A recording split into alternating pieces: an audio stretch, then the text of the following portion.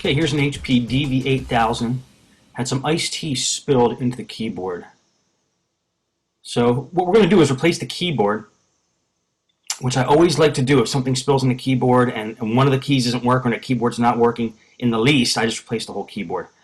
And then I always check the motherboard to see if any of the liquid got onto the motherboard. So we're going to take the whole computer apart. I just took the hard drive cover off there.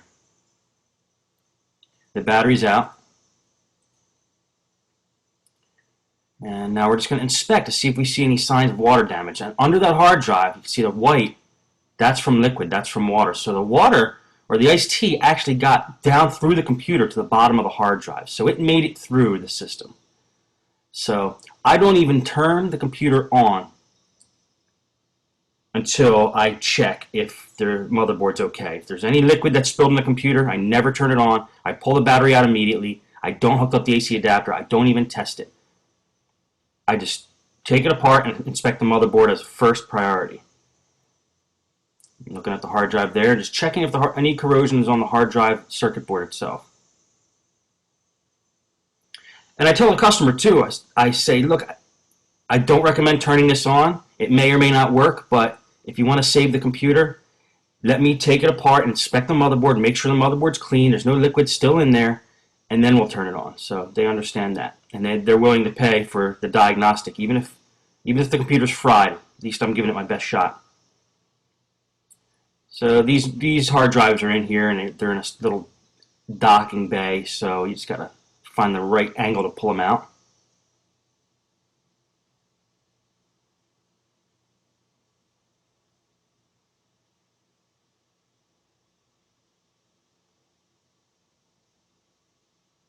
While I'm working on that, I just want to say it is important when somebody brings in a computer that has liquid spilled in it and they say, I spilled liquid in this. No matter if they say if it works or it doesn't work, don't even try powering it on. Tell them you need to take it apart first, make sure everything's dry, and then turn it on. Because you don't want to be the one responsible for frying the motherboard if there's still liquid in there. And right now I'm just taking the RAM cover off and pulling out the RAM. And we got the wireless card down in there too, so we're going to pull that out.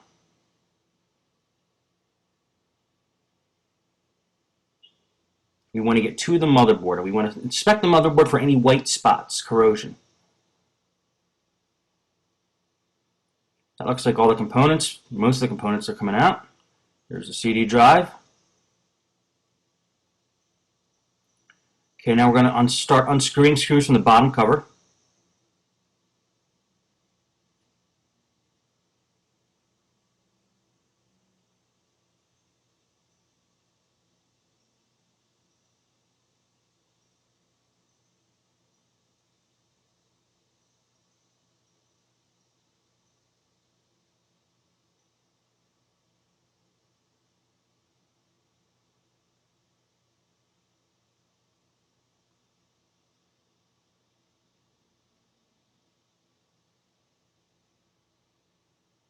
Some of the screws have indicators on them, some don't. So you just have to use your own little plan on how to remember where each screw goes back. A lot of times the screws that hold on the bottom cover are the same size, but different computers have different screw sizes. So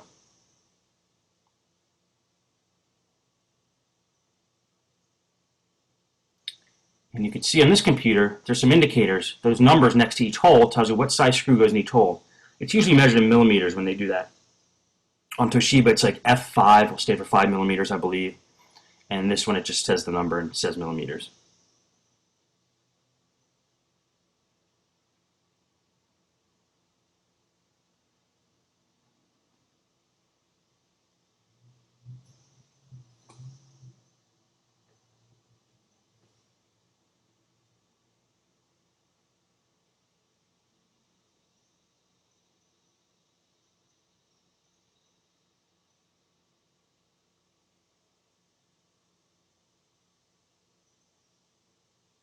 Okay, looks like that's all the screws. Let's flip it over now.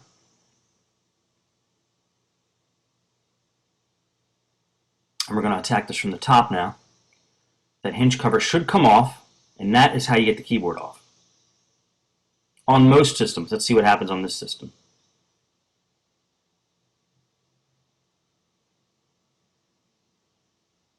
See if there's any screws in the back, holding it in from the back. Nope. So we're going to take a screwdriver, try to pry up that hinge cover plate, see if it comes off. Do not force it. And it does come off, so that's a help to us. Now we have some screws exposed that'll take the screen off and hopefully get the keyboard off for us. And I'm just looking at the exact way to get the keyboard off. It might come off as an entire plate. And that took me a while to figure it out. That was a tough one. But finally, I found out how to get the keyboard off, and you have to take a couple more screws off from the bottom here.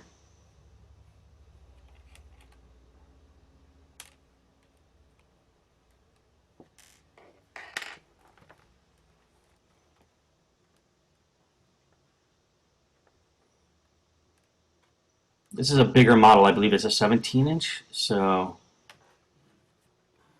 it's got a little bit of a different design. It's the DV1000. And you can see the keyboard's loose now, so I think we're just going to poke it up from the bottom. All the screws are out. Just got to find the right spot.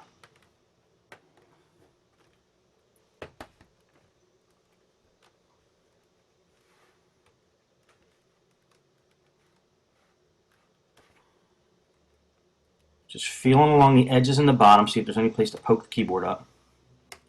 We're getting the top case off. And it turns out the keyboard just kind of falls out when you do that. So there was a way to get that keyboard off. I don't know exactly what it was, but just checking to see if I scratched anything, which I didn't. And now the keyboard comes off. So now we know it comes off as that whole plate, and it's screwed in several spots on the bottom there. You can see a little post sticking up. Now we know for next time. I keep all these, I guess you could call them bloopers in here, because this is real life. This is how I do it. So it's not going to be perfect every time, so don't feel bad if you don't get the job done perfect every time on the first time. And then we just remove those 2 ribbon cables. That keyboard also has the power buttons and LEDs on it too, so there's 2 ribbon cables for that. And we're going to detach the ribbon cable for the touchpad now. Anytime we're able to get to these cables, when you know you have to take the top and bottom cover off, just unhook them, because you don't want them attached when you start to pry the computer apart, because they might rip, and they're a pain. You don't want to have to reorder them. So we detach the touchpad cable there. Just make sure it's out of the way. And now I'm inspecting the motherboard. I'm trying to see if I can see any corrosion. We may not have to take the whole thing apart, but we're going to have to make that call.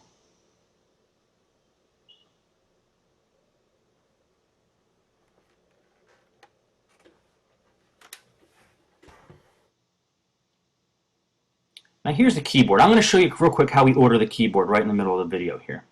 If you see where it says Compact PN, that's compact model number, to PK13Z K3100. So I'm just going to type that exact model number into eBay and see what comes up. And we got 26 items. Like I said, I like to buy from the country that I'm in, so let's see what we got here. We're going to sort them by lowest price first. Since we have about 20 items, we have some selection. We could see if we get a good deal. This one at the top, 12 months warranty, ships from the USA, high E-Tech, is got tons of feedback, 99.3 positive feedback, so he seems like a trusted seller. He's from Brooklyn, New York. We're going to hit the buy it now, and that's the keyboard we're going to buy for this thing. Now we're going to install that a little later. But this keyboard is going to definitely be replaced. It's very tough when the keyboard gets something spilled in it. It's very tough to bring those keys back to life because the liquid seeps in between the layers of that keyboard, and it's like they're not meant to be taken apart, the different layers like that. So, well, it looks like we're going to have to take the whole computer apart here to get a real good look at the motherboard. Otherwise, it just wouldn't feel right about slapping a new keyboard in, knowing that liquid leaked down into where the hard drive bay was. So right now I'm just pulling the wireless antenna through the bottom of the case to the top, and I'm going to detach the LCD cable. These are the 2 wires that are coming out of the screen, so after we do that, now we're able to pull the screen off. And then once the screen comes off, we can get to the top and bottom case and get the motherboard out of there. or at least get a good look at the motherboard. You'd be surprised when something spills in these things, the tiniest crevices the liquid could get into and cause a problem. Would not believe where the motherboard looks perfectly fine, but there's this one unexposed area, and once you expose that, you see that the liquid actually leaked into there. Okay, so I just fast forwarded getting that screen off.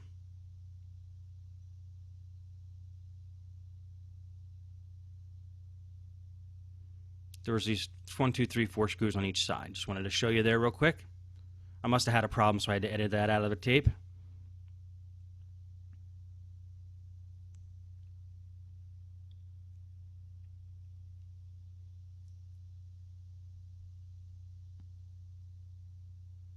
And now we're just going to take screws out of the top part of the case that are holding the top part of the case to the bottom case.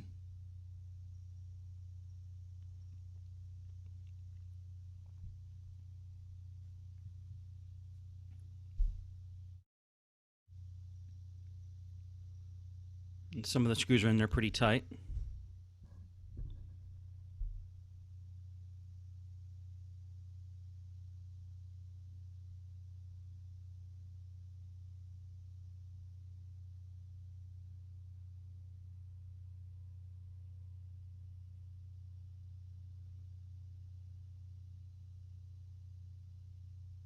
Just look for any screw that could be holding the two parts of the case together.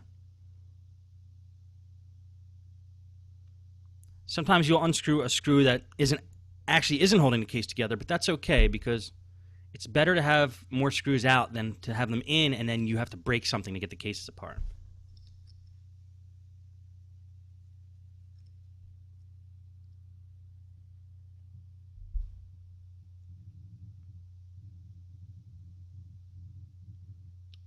And it looks like all the screws. Just want to make sure. Once you're sure and all the ribbon cables are detached, you can start trying to pull the cases apart. Just find a corner that looks like it would be the loosest or easiest one to get off and then kind of go around the edge once you got to start. I like to take my fingernail, if I can, and take it right along the edge there and just try to pop it up nice and gently as you go along the outside perimeter of the laptop.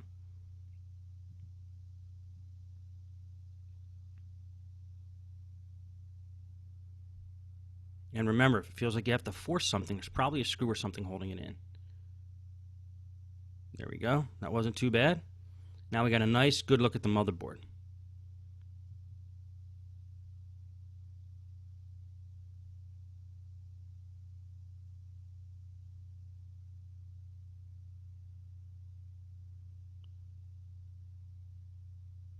Now there's that black panel there. I'm not quite sure what that is. That might be speakers or something of the sort.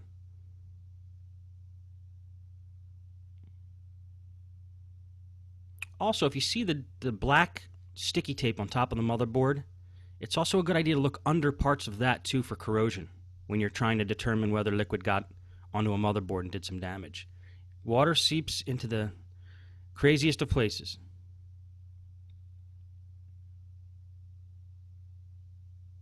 Yeah, and that black thing I'm trying to take off there, that's the speakers.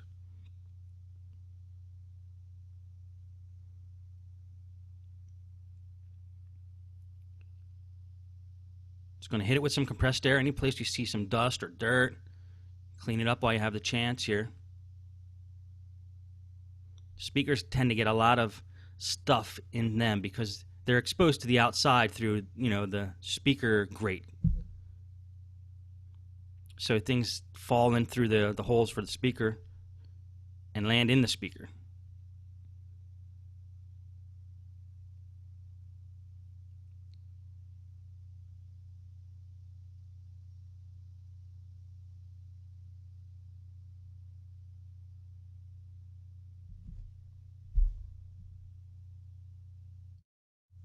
And once you determine that there's no corrosion on the top side of the motherboard there, you can start putting everything back together. And I always like to dust things before I put them back together just because now I have an opportunity to do it, which I probably will not have in the future. So make sure everything's fastened down properly and start putting it back together. Now, what I was doing as I was bending that black piece back, a couple minutes ago, is I was looking at the underside of the motherboard as well. It turns out I didn't really have to take the whole motherboard out. I was able to see under the motherboard, and I inspected it that way. And there didn't appear to be any corrosion on the underside, so I think we're okay. Now again, this is just a precaution. The customer only said that some keys weren't working, but whenever they tell me they spilled something into the machine, this is what I like to do. It's better to be safe and better to make sure the motherboard's clean. This way the computer actually lasts. It might only run for a month if there still is liquid down there.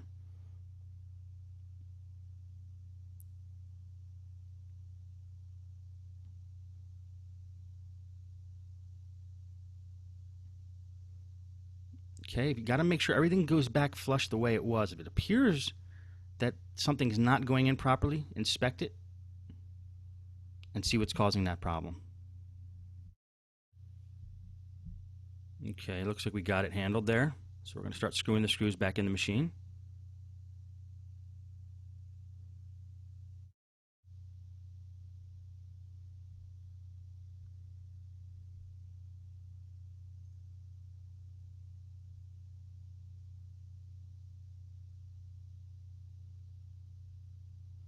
Now I'm going to speed up this recording, so again, not to bore you guys, the screws go in the same configuration. We took them out, so it's pretty self-explanatory.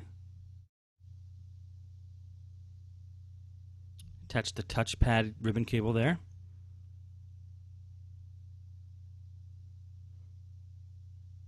Let's get the rest of the screws back in.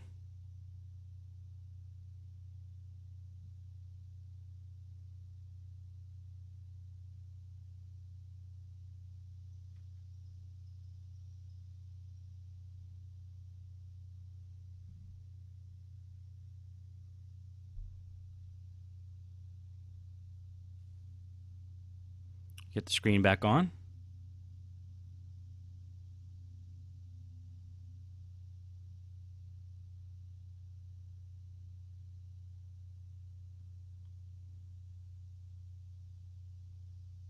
The LCD cable. Now it's time to get the screws in on the bottom.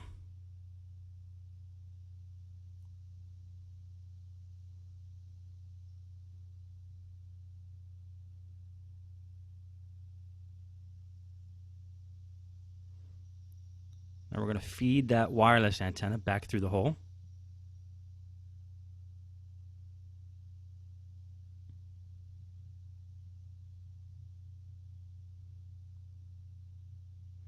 Now reattach the keyboard, mount the keyboard, snap it in, make sure that's screwed in properly.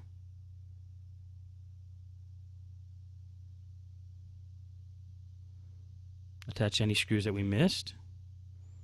Now we're going to install the hard drives.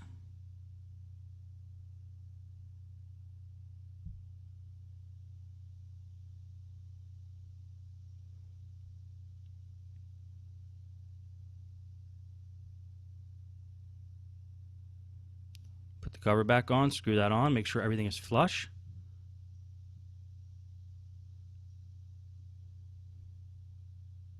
Install the RAM, install the wireless card, screw it down and attach the antenna.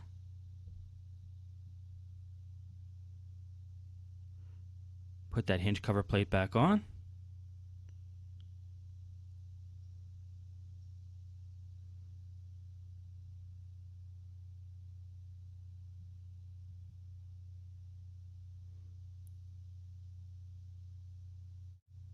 Put the battery back in.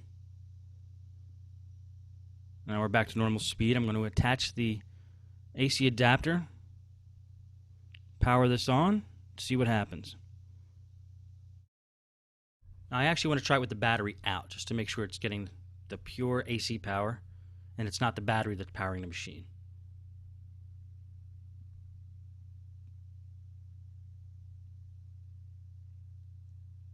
And it's lighting up, it's powering on, everything looks okay. So we still have to get that keyboard, waiting for that keyboard to come in. We did order it. But in the meantime, if you want to use this machine and some of the keys aren't working, you can use an external keyboard through USB. This is a $10 USB external keyboard I got at Micro Center, real small mini one. Very cheaply built, but very handy. Now just be aware when you do USB keyboards that sometimes the drivers have to be loaded before they work. In this case, it worked right away, so we're okay with that. But now, I consider this computer done except for the keyboard replacement. We're confident there's no corrosion on the motherboard. Nothing is fried. Nothing's going to go bad. Everything looks clean, so it's good that we did that test. And that's going to be it for this video. Thanks again.